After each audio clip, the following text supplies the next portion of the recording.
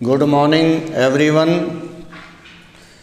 आज हम sample paper 1 class 10th mathematics में ये लास्ट क्वेश्चन है फर्स्ट सैम्पल पेपर का 36th क्वेश्चन।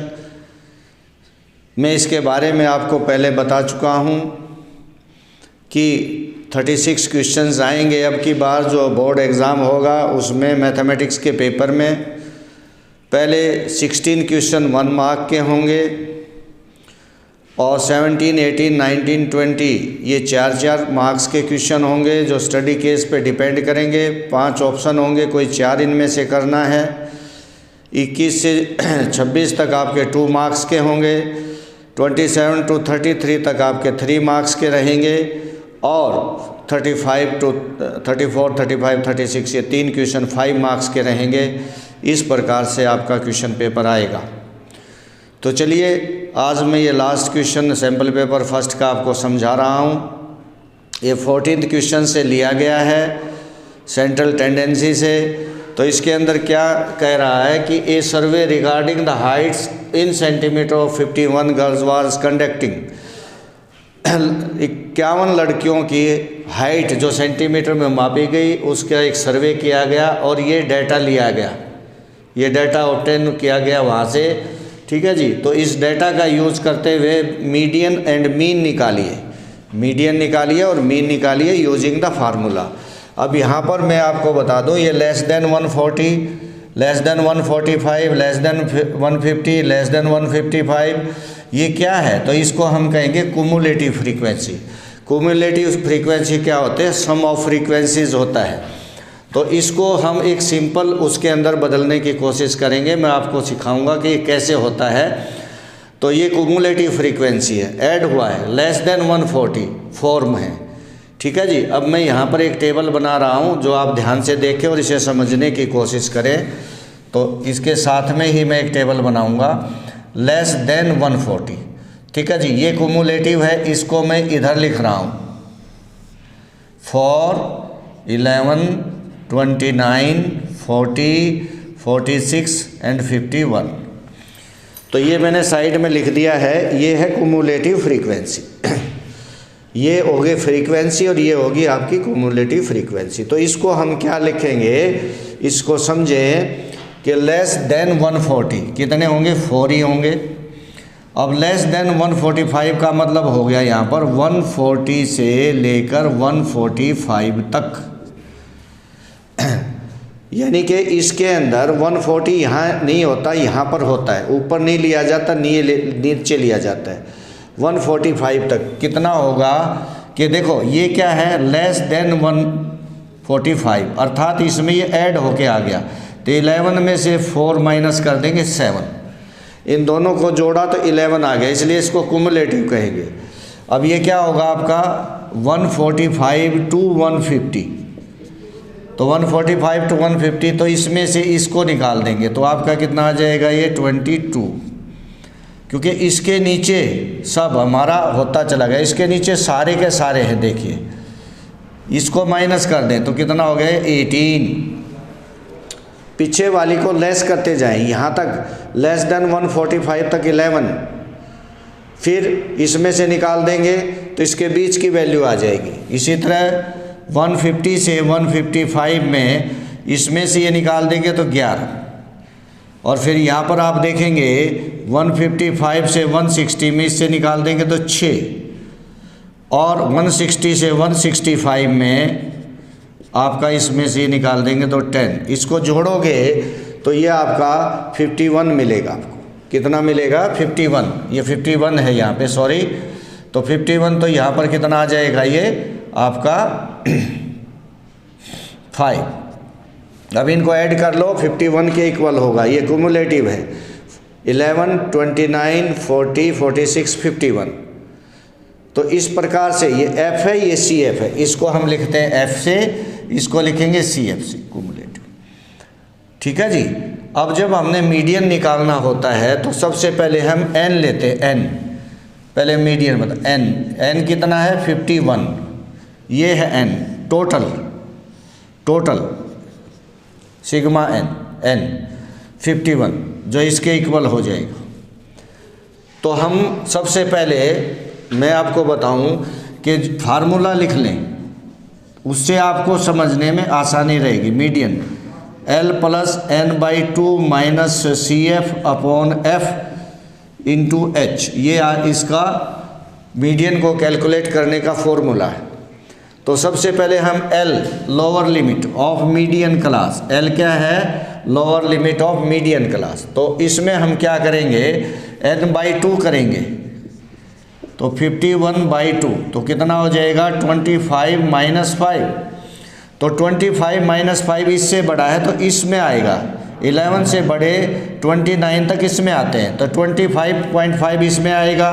तो इसके सामने चले कौन है ये, तो इसकी लोअर लिमिट क्या है, तो यहाँ पर हम क्या लिखेंगे, मीडियन क्लास, जो हमारी क्या हो जाएगी 145 टू 150। तो L होगा lower limit of median class, तो 145 हो गया। उसके बाद आपका आता है n/2, जो ये आपका आ गया। CF होता है इससे पीछे वाला, ये F इसी को कैलकुलेट करते हैं, CF होता है पीछे वाला, जो हमारा 11 लिया जाएगा। जो वैल्यू लेते हैं उससे पहले वाली वैल्यू हम CF के लिए लेते हैं, और F के लिए यही वैल्यू आएगी जो मीडियन क्लास के सामने है। और H क्या होगा आपका, डिफरेंस बिटवीन, इनके बीच का डिफरेंस कितना है 5 विड्थ। तो ये सभी चीज़ें इस प्रकार से हमने लेनी है। फिर हम मीडियन निकाल लेंगे। तो मीडियन कैसे निकालते हैं, जो ऊपर मैंने फार्मूला लिखा, L 145 प्लस n/2 25.5, ये ऊपर लिखा हुआ है, minus CF minus 11 upon F into 8 into 5। अब कितना हो जाएगा ये 145 प्लस, अब इसमें से माइनस कर देंगे तो कितना हो गया 14.5 डिवाइडेड बाई 18 इंटू 5। अब इस पॉइंट को अगर मैं हटा दूं तो नीचे 10 आ जाएगा, इस पॉइंट को मैं हटा दूं तो 10 आकर ये 2 से कैंसिल हो जाएगा। तो हमारे पास कितना हो जाएगा 145 प्लस 145 अपॉन 36। अब इसको आप क्या करेंगे, पॉइंट में ले लेंगे, इसको डिवाइड करके पॉइंट में ले लें, ठीक है जी। तो अप्रोक्सीमेटली 4 पॉइंट समथिंग 36 4 जा 144, 1 बचेगा 0.01, तो समझ लो 01 149 ऐड कर देंगे 0.01, अप्रोक्सीमेटली हमारा ये मीडियन आ जाएगा। तो मीडियन निकालने के लिए मैंने बताया कि सबसे पहले आप कोई भी काम करें तो उसका फॉर्मूला लिख लें, और उस फॉर्मूले में क्या क्या यूज़ होता है वो हम इकट्ठा कर लें, फिर फॉर्मूले में उसको पुट करके आंसर ले लें। तो मीडियन क्लास के अंदर सबसे पहले L क्या है, lower limit of median class. तो मीडियन क्लास में क्या करेंगे, इन टोटल कर लेंगे, ये है F फ्रीक्वेंसीज, ये क्या है कुमुलेटिव फ्रीक्वेंसी, तो सम ऑफ दीज फ्रीक्वेंसीज 51 n/2।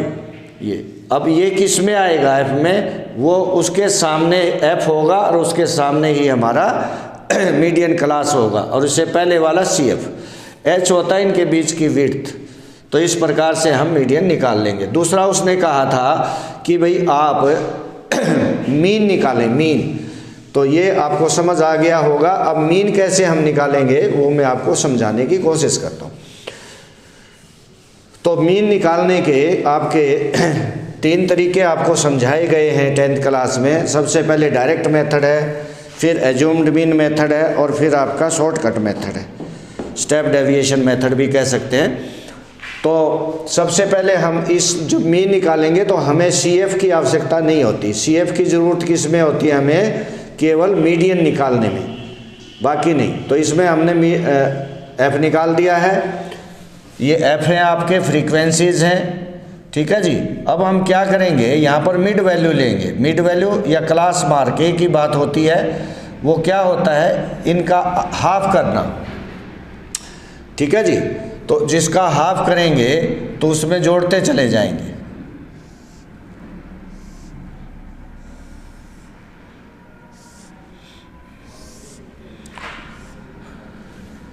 जिसको हम XI कहेंगे, ऐड करेंगे। अब क्या होता है, जिनको हम ऐड करेंगे इसको हम 135 टू 140, ठीक है जी। इनको ऐड किया, ऐड करने के बाद कितना आएगा आपका वो देख लेंगे, ठीक है जी। 275 इंटू हाफ, 2 से मल्टीप्लाई 137 पॉइंट, तो इसमें 5 ऐड कर दो, फिर 5 ऐड कर दो, फिर 5 ऐड कर दो क्योंकि डिफरेंस 5 का है, फिर 5 ऐड कर दो और फिर 5 ऐड कर दो। तो अब ये FI था, ये XI है, तो हमने करना direct method, XI into FI। इनको मल्टीप्लाई कर लें, यहाँ लिख दें, इनको मल्टीप्लाई करके यहाँ लिख दें, इनको मल्टीप्लाई कर देंगे इनको आपस में और यहाँ लिखते चले जाएंगे। फिर जो भी आएगा उसका हम टोटल कर लेंगे, टोटल जो सिग्मा XI FI के नाम से हम लेते हैं। तो जब हम मीन निकालते हैं तो क्या करेंगे, x बार से हम लिखते हैं sigma XI FI divided by sigma FI। FI जो 51 है, तो इसका जो टोटल आएगा इनको मल्टीप्लाई करके यहाँ लिखते चले जाएं, जो भी टोटल आएगा वो ऊपर रख लें और 51 से डिवाइड कर दें तो आपका मीन निकल जाएगा। तो उम्मीद है ये आपको समझ आ गया होगा। आज हमारा ये टॉपिक ख़त्म हो गया। अब हम कल से नया सैम्पल पेपर शुरू करेंगे, सैम्पल पेपर नंबर 2। और ये सैम्पल पेपर बहुत ही इम्पोर्टेंट है, थोड़ा सा ध्यान से समझ के आगे बढ़ें तो मुश्किल नहीं है, बहुत आसान है, थोड़ी सी practice. Thank you, have a nice day.